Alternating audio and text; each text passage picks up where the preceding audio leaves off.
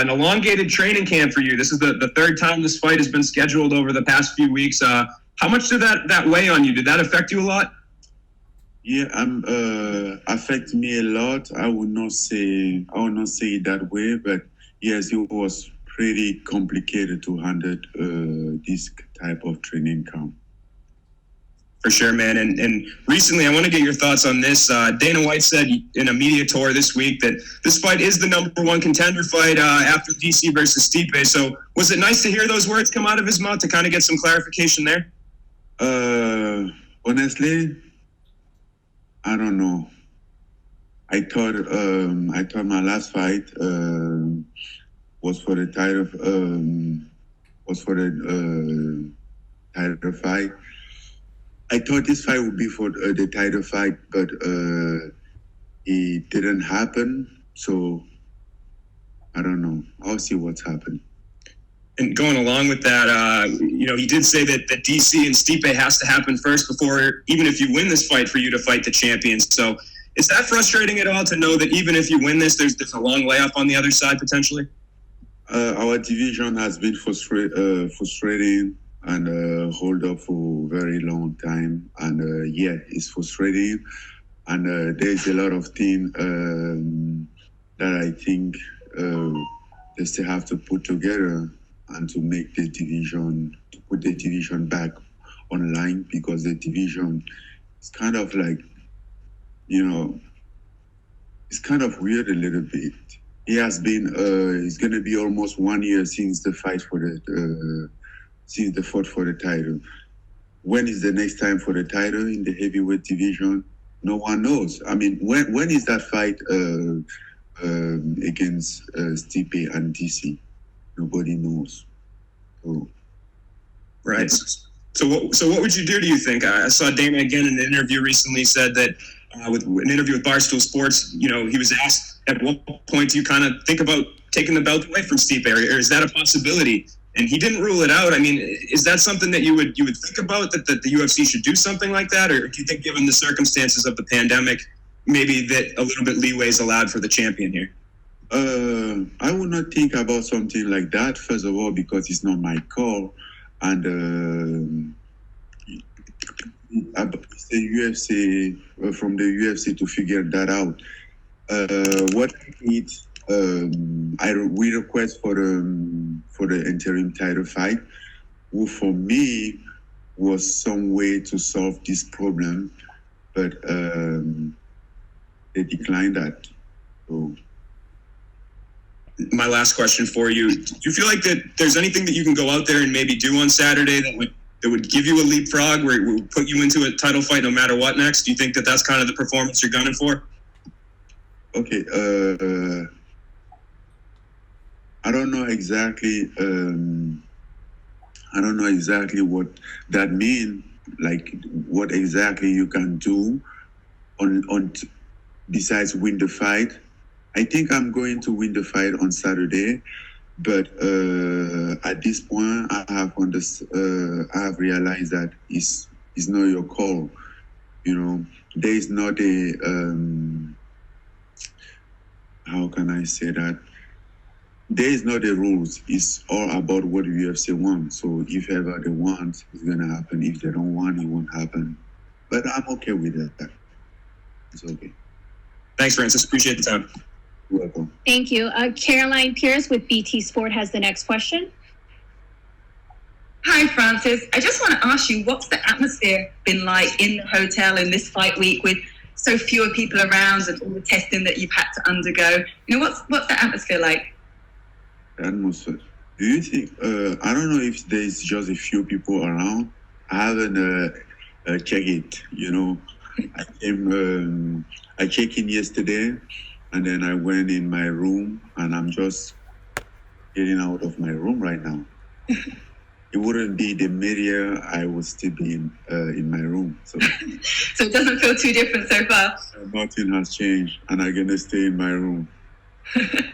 Look, great strategy there. Keep away. But what I want to ask you is, you're fighting an undefeated fighter in Rosenstruck. Both of you tend to like to counter punch. What is the strategy for you going into this to make sure you're the one that gets your hand raised? You know, obviously you both want to knock each other out, but, you know, in watching his tape, what's your strategy going to be as much as you're willing to tell us? On Saturday night, you're going to see my strategy, but no, really. So mindset, you have shared some sort of grievances about the fight being on and then off again and then on again. You know, has that been difficult mentally for you to get up for this fight and that usual preparation that you'd have with that in mind, not knowing that if it was going to happen or not, and then have to switch back into gear again? Yeah, it has been quite difficult, you know, but I believe it has been for everybody, you know. It's not like it was just about me. Lately, nothing has been as it used to be. Nothing has been normal. So the entire world has changed. So everyone has to adjust and adapt to the new world. So it wasn't easy, but it wasn't nobody's fault. So it's okay. So you shared some frustrations about this is essentially a title eliminator fight, but you don't necessarily know if you win this when obviously that's going to take place based on Daniel Cormier, Stipe Miocic fighting that trilogy fight. So what can you do to ensure that if that does go ahead and you do get that next shot, what sort of performance do you think it's going to take? And is that a certain amount of pressure or expectation on yourself to not just win, but really put on a show? To be honest, I don't worry about that anymore. It has been a few months ago that I deal with that. What's gonna happen? My only concern, what I'm focused on, is this fight on Saturday. What next? I don't know. And to be honest, I don't really care about what would it be. Whatever I did, I'm gonna be there. And that's it. The last question from me. Tell me about these ice baths that you've been doing for recovery. I mean, I've done them myself in the past, but that did look very cold. It's fucking cold.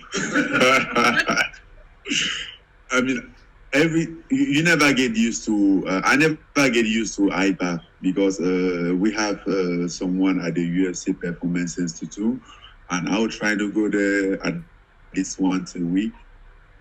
But never get used to. And then when after training, sometime at the stream, we're gonna do it. Never get used to. It's still the same shit. Thanks, Francis. Welcome. Next, we have Heidi Fang Devine with Las Vegas Review-Journal. Hi, Francis. I wanted to ask about just your training process. What was it like going between just Extreme Couture, the UFC PI, and trying to keep yourself at the right level so that you don't over-peak in the amount of times that you've trained for this fight ahead of the fight? There wasn't a UFC PI anymore during this time. It was close. It was about Extreme Couture. You know, as I said, we have to adjust everything. At first, it was very weird, very complicated. But as long as it goes, we try to find our space and be able to make it. And in the process of coming to Florida, did you have a direct flight, or was it like you had to stop over? What was the process like of you getting to Florida from Las Vegas? We didn't have a direct flight. We have a layover in Dallas for like 3 hours. But it was a good flight, not too crowded. But safe. Did it make you nervous at all having to go through that process and getting all the way from Las Vegas to Jacksonville? No, I'm not nervous about anything. I think I'm gonna be fine. Last thing for me, we saw your testing process and procedure when you arrived over a video. What was that like for you? It seems unpleasant, to kind of say the least. Say it again.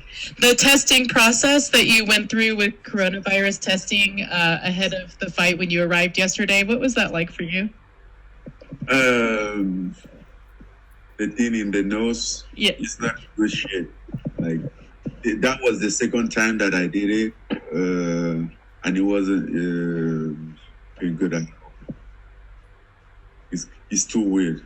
I think I'd rather take a punch than take that shit. All right. Thank you, Francis.